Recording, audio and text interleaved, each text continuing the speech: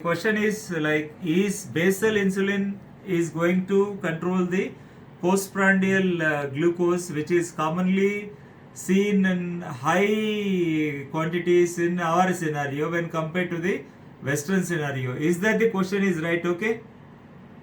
Correct, sir. Yeah. So I see, to start with the initiation of insulin along with the existing OADs, only you have to initiate the basal insulin. You cannot put the patient on only basal insulin, and you cannot expect a dramatic relief either in the fasting plasma glucose or the postprandial glucose, and overall put together the reductions in the A1C. This is not a miracle, okay, Praveen?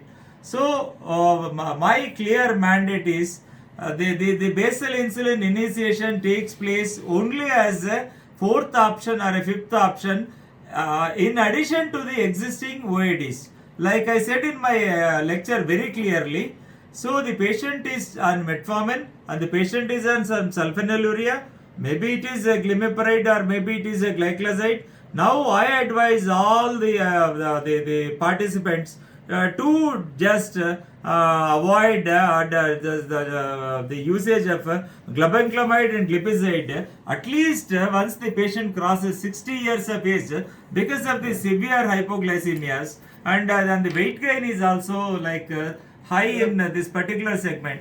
So either the alpha glucosidase inhibitors or the DPP4 inhibitors, the patient is on 3 or 4 OADs, and then only we come to a conclusion that the patient has gone into a state called pancreatic bankruptcy. That is the functioning beta cell reserve. See, I want to tell you one thing, make it one thing very clear. At the time of making a diagnosis of T2DM, the pancreatic beta cells dead are 50% and live are 50% only. So, on an average, the death rate of pancreatic beta cells are 4% per annum. So, when you start the treatment for de novo type 2 DM, that is naive T2DM, newly detected type 2 DM, any damned carry combination would work. For the initial 4 to 5 years, there is no problem at all in the clinical scenario. Whether you use metformin with sulfonylurea or alpha glucosidase inhibitors, you get a prompt response because there is enough pancreatic beta cell reserve to take care of this. So that is something like a matching grant from the existing OADs and the endogenous insulin that is coming from the beta cells of this particular the human pancreas, which is still functioning. And after a period of 5 to 6 years, the annual death rate will be like more than 20 to 25%, wherein the pancreatic beta cell reserve goes down to less than 25%, and that is the state where no OAD is going to act except insulin. This is the basic principle behind initiation of insulin. So, when the pancreatic functioning beta cell reserve is below 25, no OAD would act except insulin. So, the current strategy is to start with the basal insulin along with the existing OADs, and the Asians and non-Asians, you can clearly see that there is no proper good response for a basal insulin in an Indian scenario when compared to the Western scenario. So it's always better either to start with a basal insulin and increment and maximum dose, like you start with a 10 units of basal insulin. So per se you take insulin glargine or insulin degludec, you start with 10 units, you increment 2 units, 2 units and 2 units and see the result, and wait for a couple of weeks, wait for a couple of months. The maximum dose of basal insulin, you cannot exceed 40 units of this thing. That is called the exhaustion of basal insulin. That means the basal insulin is not working for that particular patient. If the dose exceeds 40 units of either insulin glargine or insulin degludec, or even the poor man's choice, the NPH also, it is the time to go for a either biphasic premixed human conventional insulins, or the affordable segment, you can go for the biphasic insulin aspect, OD or BD. That's going to make the difference all. I think I am very clear in this. And the best would be the combination of insulin, degludec and aspart. That would be the best for the initiation or the maintenance dose in our scenario, along with the existing OADs. That is very clear. You cannot take away the OADs and put the patient on basal insulin. That's a suicidal attempt. Okay. I think is that clear or any queries, please? It was actually immaculate. It is spotless. Everything you mentioned in terms of initiation. Yeah. There are a couple of more questions, sir. Yeah, The second shoot the question. is that, doctor, which guidelines we have to follow for start of insulin initiation? See, there is no fixed guidelines for initiation of insulin. Nothing. Even the ADA also, the American Diabetes Association, or the American College of Endocrinology, or the American Association for the Clinical Endocrinologists, or the European Association for the Study of Diabetes, or the International Diabetes Federation, they have given a flexible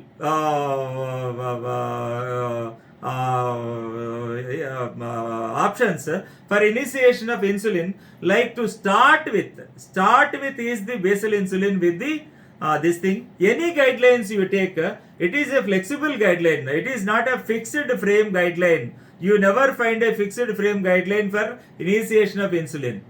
The earliest is the best. That's what I suggest.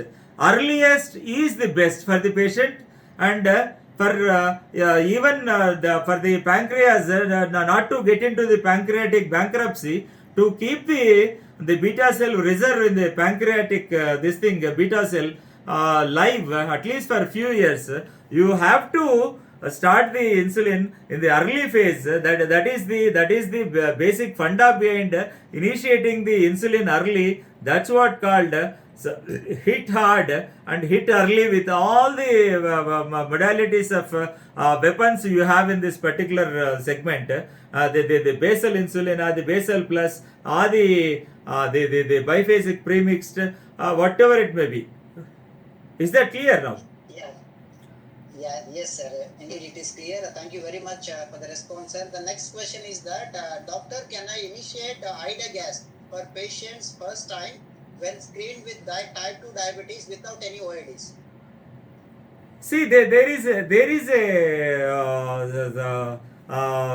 basic principle behind this. You can start the insulin degludec plus aspart straight away to the patient newly detected type 2 diabetes if the HbA1c is more than 9%, around or more than 9%, it is an indication to start the insulin. That is by the American Diabetes Association. It has said very clearly in the 2020 guidelines. It's been there from the last 5 to 6 years also, to start with it all depends on the HbA1c. HbA1c is 9 or more, it is the time to start insulin first.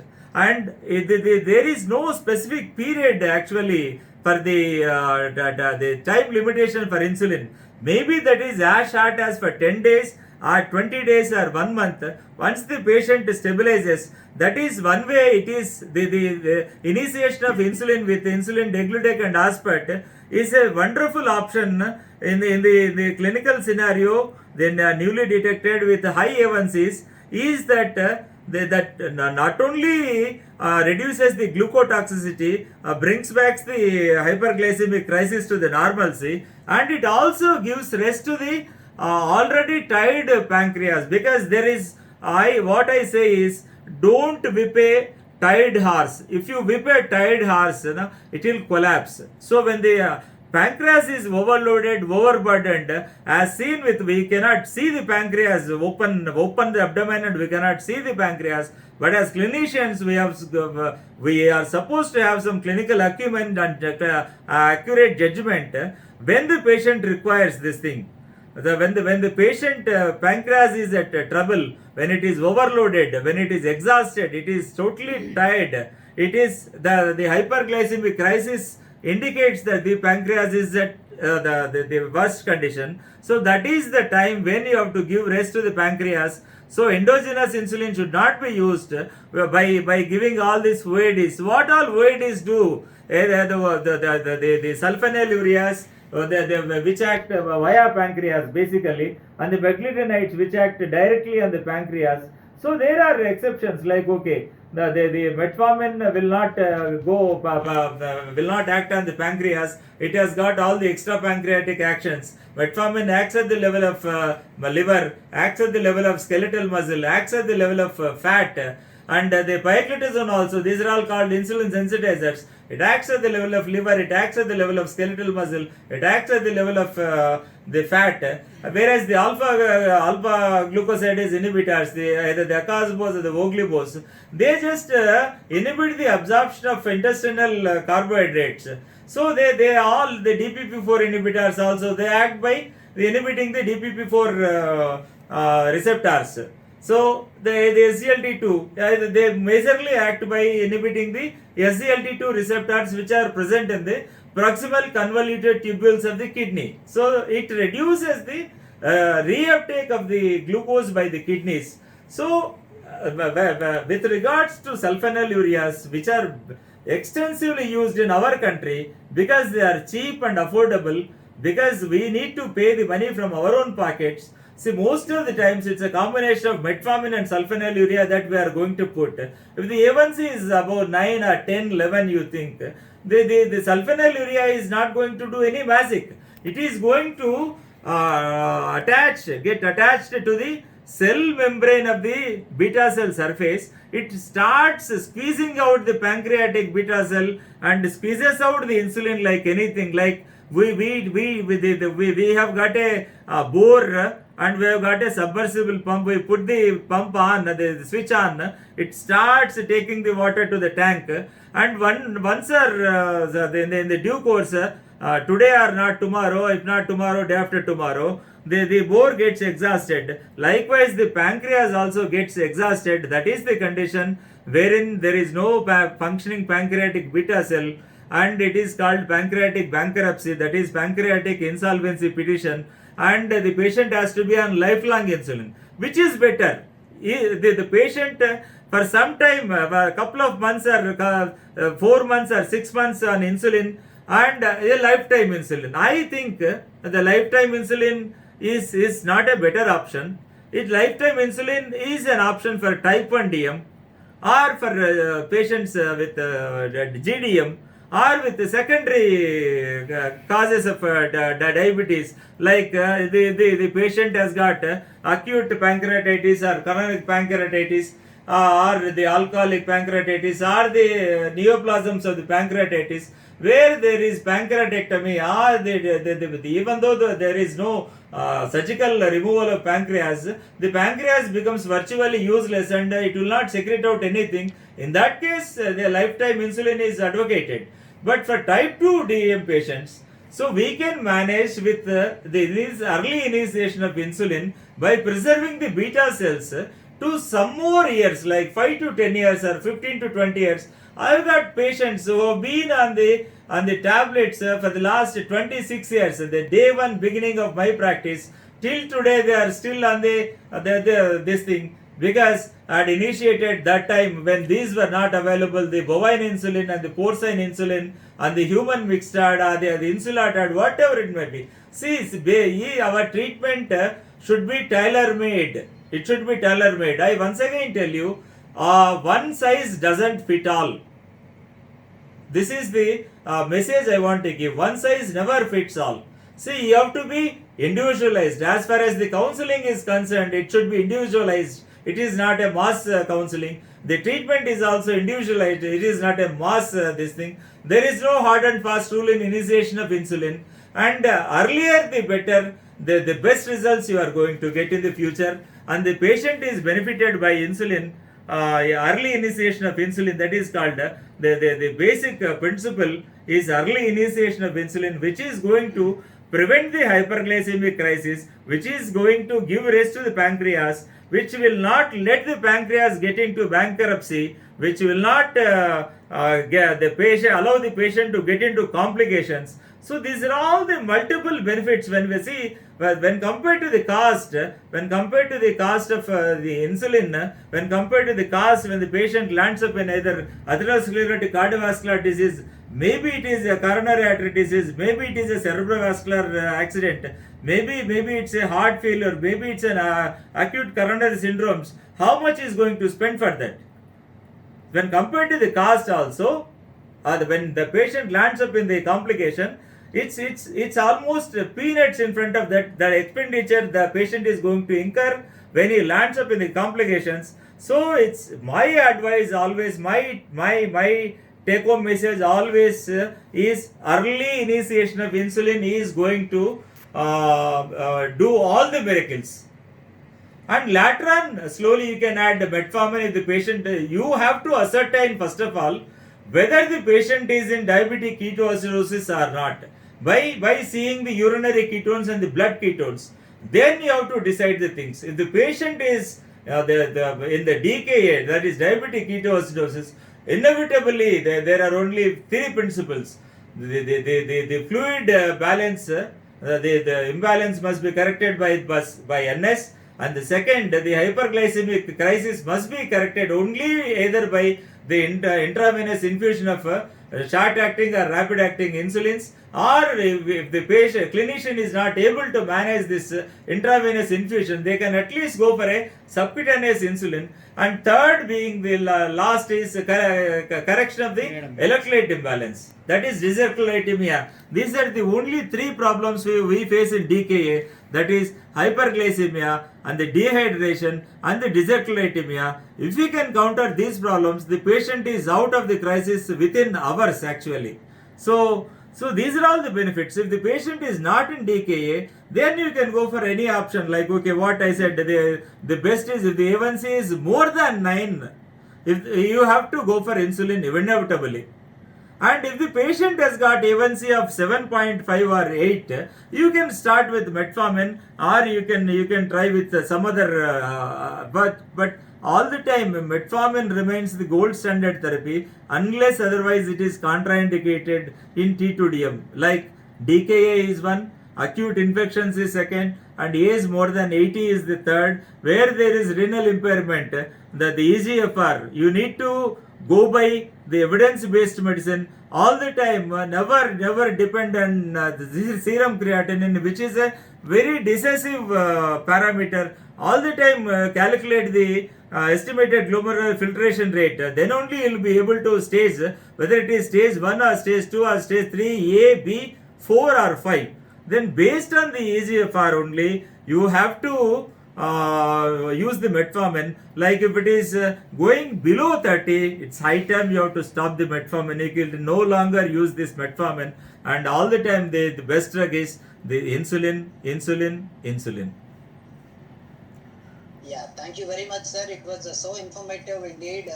The last set of questions, there are 3-4 doctors. Perhaps you. No. Any amount of questions. I'll handle and shoot the questions. That's it. Yeah, there are 3-4 questions on the similar pattern. What they're asking is that, sir, please do share your experience on ida gas for in insulin naive patient. Should we reduce the dose of oral medications, or should we stop sulfonylureas?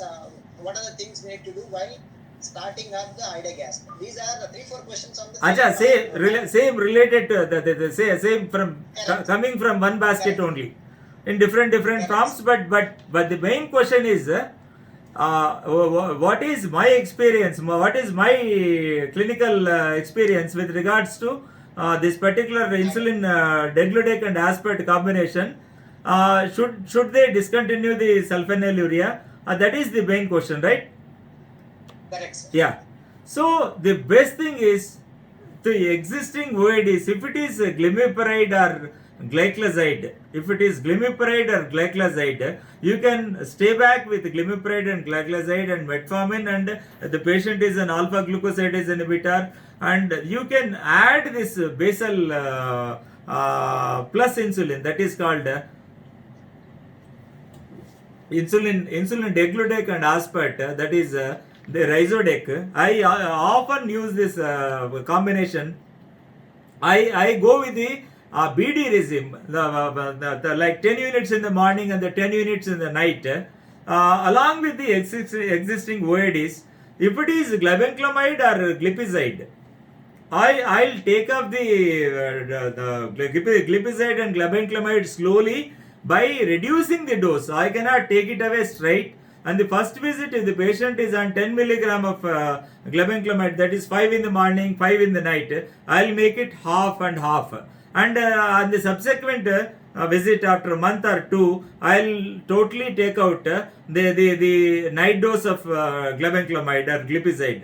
And lastly, what I do is I take off the total glibenclamide or glipizide, and I continue metformin, I continue the DPP4 inhibitor, I continue the alpha glucosidase inhibitor, which is very much, though it has not proven to be having any mortality benefits, there are CV outcomes, nothing, no outcomes with the alpha glucosidase inhibitors, except for the controlling of blood sugars. It is an useless drug actually. You can control when the fasting is normal and the postprandial is abnormal, that is called postprandial excursion is so high, that is only the indication of alpha glucosidase inhibitor. It has no any evidence based medicine to suggest that it has got some the minimizing the complications or even the mortality rate, nothing else. Even the DPP4s also, they are almost either neutral or the CV neutral. That's what. And some DPP4 inhibitors, I tell you, so please, if it is in the case of heart failure, you please don't go for the alogliptin and the saxagliptin, because they tend to increase the incidence of heart failure, or they may precipitate heart failure. So if you want to continue metformin, it can be continued. It has got a very good role even in heart failure also, so it can be continued. And sulfonylureas can be continued, but not to that extent. I totally take away the sulfonylureas when the patient is in complication like coronary artery disease or some the heart failure, per se the acute coronary syndromes. I straight away take away some drugs. I keep the patient only on metformin and the combination of this particular insulin, degludec and aspart 2 times a day. And my take home message is, please initiate as early as possible. You get the best results. You see the results and ask the patient to increase the dose of insulin by 2 units in the morning, 2 units in the night, and it will not let your patient get into hypoglycemia at any cost. Yes, sir. Thank you very much for sharing your clinical experience with Ryzodex, sir. Are the participants, Praveen? Are the participants happy with my explanation, or if there is any slightest tint of dissatisfaction, please ask them to shoot the questions again. I am here to clear all the doubts of all the participants. Whatever be the questions, sir. Yeah. Definitely you can type it on the question and answer panel. So the last question we have is that what are the specific lifestyle modification you suggest for pre-diabetes patients? Yeah, it's a wonderful question actually. See, per se, the definition of pre-diabetes is either the category of blood sugars from 100 fasting blood sugars from 100 to 125, that is typically called impaired fasting glucose, or the postprandial, the post glucose 140 to 199 done on OGTT only. This condition applies very meticulously, very stringently for making a diagnosis of IGT, that is impaired glucose tolerance. These two things, the impaired fasting glucose is from 100 to 125 milligrams of deciliter, and the IGT given on glucose 75 grams after 2 hours, if the glucose values are from 140 to 199 milligram per deciliter, you can label it as impaired glucose tolerance, and these put together it is called pre-diabetes, or even one also is enough to qualify for the definition of either IGT or IFG. Some may have fasting hyperglycemia, some may have postprandial hyperglycemia. As long as it doesn't exceed 200, it doesn't touch 200, it is defined as pre-diabetes. And pre-diabetes is very important in my perspective as an endocrinologist, because the cardiovascular events are very similarly seen in pre-diabetes with regards to the established type 2 diabetes. There is no difference in the occurrence of complications, especially the cardiovascular complications. The atherosclerotic cardiovascular disease is the latest term coined for this. ASCVD is similarly seen the same proportions in pre-diabetes and diabetes. So you find the heart attacks in pre-diabetes, you find the heart attacks in then the T2DM, you find heart failures in pre-diabetes, you find the same in the T2DM, you find acute coronary syndromes in pre-diabetes, and the same you see in this thing. So pre-diabetes is the one you have to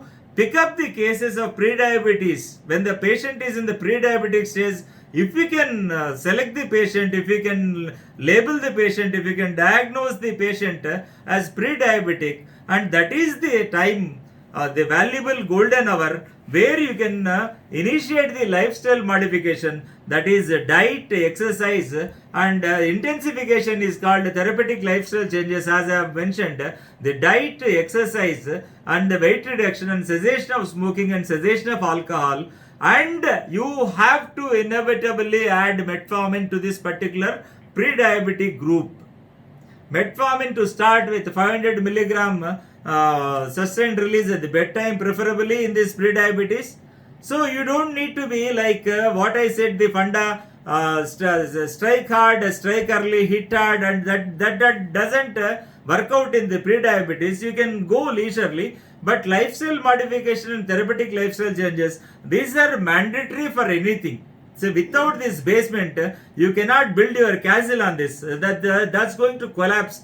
If not today, tomorrow it's going to collapse. So this particular 5 components I have said, the diet, exercise, and the diet should be like what I counsel my patients is like half of the plate must be filled with greens, that is vegetables and leafy vegetables, and 1/4 of the plate must be filled with fruits, and only the 1/4 should be with the what we take, the roti, whatever it may be, and the cereals and pulses and the millets and all these things. So one more this thing I have to mention in this regard with regards to the diet. And usually we suggest, because most of the people, they don't have the habit of taking jawar roti, that is the jonna roti actually. So the people who are not used to this jawar roti, they take more of chapatis, which is made of wheat flour. And I want to highlight the side effects and the bad effects of wheat flour, because wheat flour contains 3 major poisons, like it has got gliadin, it has got amylopectin, it has got gluten. Gliadin and amylopectin, they are addictive in nature, like cigarettes, like alcohol, like tea, like coffee, like opioids. It has got a like addiction quality in them. So these make the addiction liable in the wheat flour. And the gluten is going to damage the functioning beta cell, and it kills the beta cell. So my advice, sincere advice is, ask all your patients to stop taking wheat, because there is a book written by Dr. Davis Bailey, a renowned cardiologist. He has published a book on this wheat. The title of the book is The Wheat Belly. The Wheat Belly, published by New York Times. That was the hottest seller in the US in the year 2017, because he has highlighted all his research modalities into that book, and that has become the hotcake seller all over the world. And the wheat is going to damage the gluten is going to damage your beta cells, and the amylopectin and the gliadin is going to damage this thing. Once you start eating chapatis, you feel like eating chapatis. That is addiction liability for chapatis. Now it's high time you have to curtail the carbohydrate quantities as well as the wheat quantities also. This is regarding diet. So more of dal, more of vegetables, more of except potato. Except potato, all vegetables can be taken in abundance. There is no upper limit for that. And all leafy vegetables must be taken, and cereals and pulses must be taken. All millets must be taken. This forms all fruits can be taken. There is no forbidden fruit for diabetes, provided the patient takes. There is a guideline given by the American Diabetes Association. It can be given in moderation, like 100 grams in the morning, 100 grams in the night. Any fruit can be taken. Now, don't worry about fruits.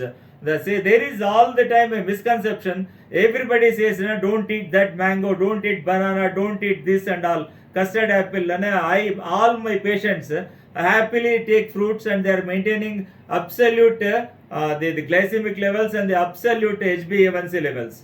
And after that, coming to exercise, it is mandatory for every Indian to go for 60 minutes of walking or cycling or jogging or swimming or playing shuttle or cricket, volleyball, basketball, any damn physical activity. It should drench you with the sweat at the end of it. So 1 hour is mandatory, 7 by 7 for Indians, whereas the Western scenario, it is only 150 minutes a week. That is, they can take 2 holidays on the weekend, Saturday and Sunday. So only 5 days they have to go for the physical exercise. That too 30 minutes is enough for them. Because they don't have the insulin resistance, the guidelines are totally different. For us, the Indian guidelines, because we are facing lot of insulin resistance in the Indian subcontinent. So because of this, the westernization, we are becoming fat and fatty, and we are growing in the x-axis like anything. The body weight is increasing abnormally. So it is high time to start walking. Whatever be the like, it should be 7 by 7, unless otherwise the environment outside is not good, that is, it is raining cats and dogs, or the patient has fallen sick, he can take a exercise holiday. But for that, there is no option at all. And third thing is, weight reduction is mandatory. The moment you start taking fiber, the moment you start taking vegetables and raw vegetables and the salads, green salads, and the more of dal, and you can take the eggs also. Now the recommended RDA, that is recommended daily allowance of eggs, is 12 eggs per week. With yellow you can take. With yellow you can take. So weight reduction must be very meticulous. Once you stop rice, you start taking some the pulses, the cereals and the millets and the salads and all these basket of diet I have said. So patient is certainly going to lose the weight. If he just quits rice and wheat, you find this thing. Wheat is going to cause belly. Already we have got a tryptosine hypothesis. You must be all aware of it. The Indians have got the particular habit of getting a belly. However lean the patient may be, however lean the individual may be, the Indian may be, you find a small belly. That is called typically they have coined a term Indian tummy. The reason for this is called the thrifty gene hypothesis, which is which explains in the good olden days we used to have the dreadful famines. We used to run short of food at all, and days together, weeks together, many people used to die of famines and all. And nowadays, in contrary, we are going for affluent eating. But what genes have learned from the olden lessons, they have taken the take-home message that okay, in case the intake, what all we take, the food we take, okay, if it is stored in the form of fat, it can be helpful in the during crisis like famines and all. That is, the energy always is in two forms. That is ready-made energy, what the body requires for the day-to-day expenditure, and the remaining is stored in the form of stored energy, that is in the form of fat. So first it starts accumulating in the liver. Each liver cell is replaced by a fat cell. That is the reason why we see this non-alcoholic fatty liver disease. That is what is generally termed as fatty liver. And non-alcoholic fatty liver leads to NASH, that is non-alcoholic steatohepatitis, that leads to pre-cirrhotic stage and a cirrhotic stage and finally a hepatocellular carcinoma. See, don't take fatty liver so light. Just because the radiologist gives fatty liver, don't take it so light, because this is linked to hepatocellular carcinoma. To start with, it's a fatty liver. At the end, the patient lands up in hepatocellular carcinoma. So the same diet and exercise, the reduction of weight, cessation of smoking, cessation of alcohol. I once again stress upon the weight reduction, because weight is the biggest disease as described by WHO, which harbors so many problems like diabetes, metabolic disorders or diseases like diabetes, hypertension, dyslipidemia. Some types of cancers are typically seen in obese people, and the coronary artery disease and the cerebrovascular disease and the peripheral vascular disease, whatever it may be. You please, even that are say thyroid also, hypothyroid is in turn, hypothyroid causes this thing, the obesity. But once the patient comes to euthyroid levels, the obesity will not go. It is a refractory obesity, as we see in the thyroid cases. So what I mean to convey the message is, hyperglycemia begets hyperglycemia. Hyperglycemia worsens hyperglycemia. So it leads to glucotoxicity. So try to address that by means of diet, exercise, and the weight reduction, and quitting the alcohol, quitting smoking, and adding metformin to that 500 milligram. After 15 days, you go to 500 in the morning also. After 1 month, you go to 1 gram in the night. 500 in the morning. After 1 month, to 1 gram in the morning, 1 gram in the night. Even in the pre-diabetes setting, that's going to minimize and bring back the blood sugars to the tune of fasting blood sugars to less than 100, and post-lunch blood sugars less than 140 milligrams per deciliter, whereby you can prevent all the bloody cardiovascular complications, the atherosclerotic cardiovascular disease in pre-diabetic setting. That is my take-home message to all, one and all. I think, is it clear, or somebody needs some explanation, Praveen? No, sir, it's absolutely clear. By listening to the answers, as if I felt that I was listening to an encyclopedia. The title, thank you very much Praveen, for sharing your experience. Praveen, the title during my UG days, the title given to me was Walking Encyclopedia. So maybe I was a multiple gold medalist during my entire tenure. I was the most outstanding, extraordinary, brilliant academic student. That's it. So, any more questions? Really visible. Any more questions? I am glad to take all the questions. No more questions. We are done for the session. Before we close the session, sir, I would like to share a good news on Rhizodeg to all the participants who are here. The price is slashed. Price is slashed by 30%. Okay. Okay. Yeah, that's what, sir. So, Praveen, I tell you one thing. Anything from Novo Nordisk, not only Novo Nordisk, anything that goes in the field of endocrinology, the update regarding the price also, that comes to me first, then to Novo Nordisk people. Okay. Oh, great, sir. Great. Thank you very much, sir. So, not only this doubt regarding this particular topic. All the participants feel free to, like, they are at liberty to ask me anything and everything about endocrinology. I feel I take it an advantage to clarify all the doubts. It's my pleasure, Praveen. Let it be diabetes, let it be hypertension, let it be dyslipidemia, let it be... Just revealing the prices, the new prices of Rhizodeg. We have reduced the price of Rhizodeg by 30%, and now the new Flex Touch of Rhizodeg costs around 1300 rupees MRP, and the cartridge of 300 units costing around 1024. Now with this price reduction, now Rhizodeg